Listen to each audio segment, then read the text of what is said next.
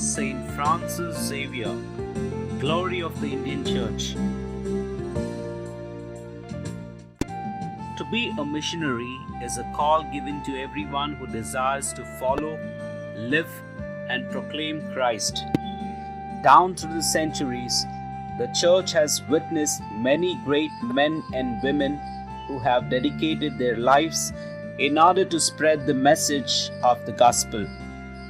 St. Francis Xavier is one of the greatest missionary the Church has ever seen, being filled with the zeal for Christ. He traveled over 80,000 miles, a remarkable accomplishment even by today's standards. The Church declared him as a patron saint of the missions and is indeed the greatest blessing to the Church in India.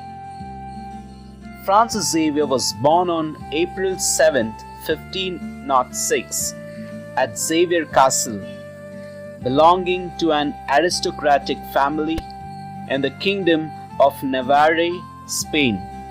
He was a brilliant student.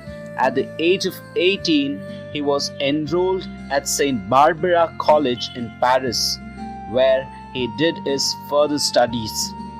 He lived a life of ease and comfort until he met Ignatius of Loyola, who urged him to change his life. He eventually did choose to become a priest, and after theological studies, he was ordained at Venice on 24 June 1537.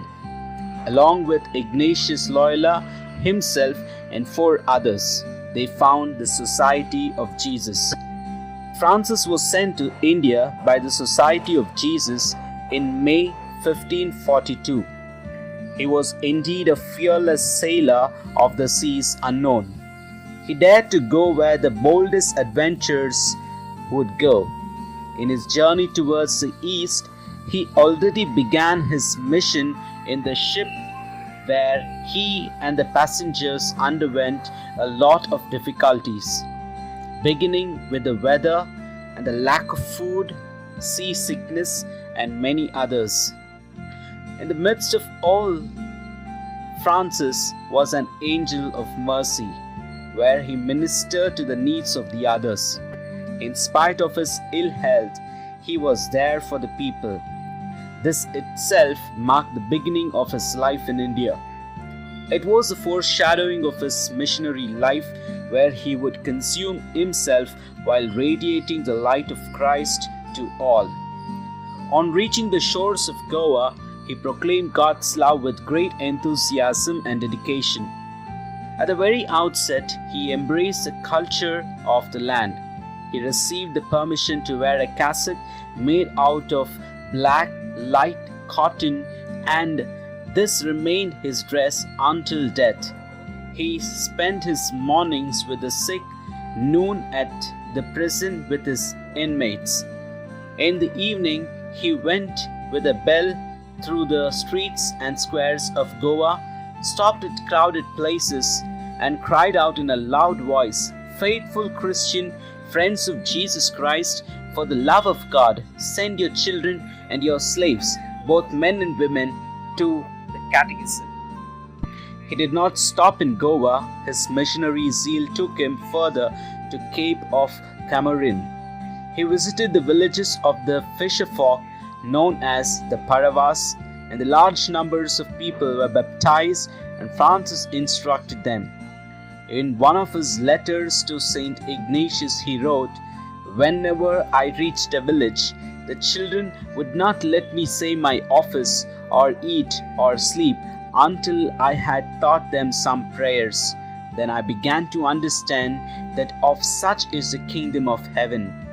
He then set his feet towards new lands. His fame spread across, and he started receiving invitations from kings. For example, the king of Travancore allowed his Makwa fishers of his kingdom to become Christians. St. Francis visited many villages in Puvar. He brought the people together and taught them the articles of faith. Within a month, he baptized more than 10,000 people. As Christianity was flourishing, persecutions also broke out. The newly baptized refused to return to their native religion, and the cost of this refusal was paid through their very lives. The life of Francis himself was in danger at many times. The hut where he stayed was set on fire more than 3 times during one single night. In the midst of the persecutions, new doorways were opened to Malacca, Tuticorin, Manipur, Cochin, and also other countries including Japan. But he could not make it to China as he fell ill in Shangjuan and died on December 3rd, 1552 at the age of 46. Great was the quest which St. Francis Xavier undertook.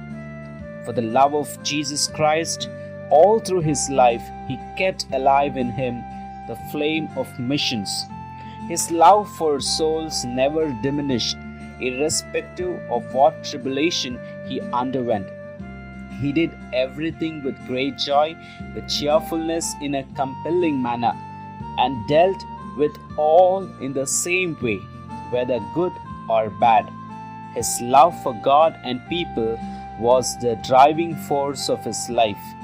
Saint Francis stands out as a model to all those who wish to tread the path of becoming a missionary.